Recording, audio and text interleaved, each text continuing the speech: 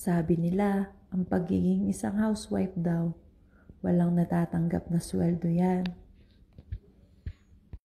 Yes po, wala po kaming sweldong pera. Pero may sweldo po kami araw-araw na galing sa mga anak namin at asawa ay yung pagmamahal. Yan po ang maituturing naming sahod sa araw-araw.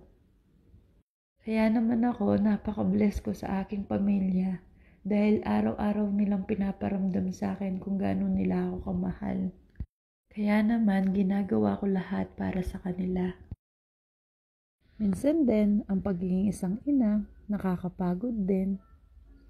Pero pagka nakikita natin ang ating mga anak, nawawala ang ating mga pagod. Kapag namang bored ako or naiinip sa bahay, nag-aaya talaga akong lumabas kami. Pupunta kami sa playground, maglalakad-lakad para makalanghap ng sariwang hangin. Ito lang naman kasi ang alam kong gawin para hindi kami mainip. Hindi kami nakakulong lang sa bahay. Kaya, labas-labas din pag may time. Yun lang for today.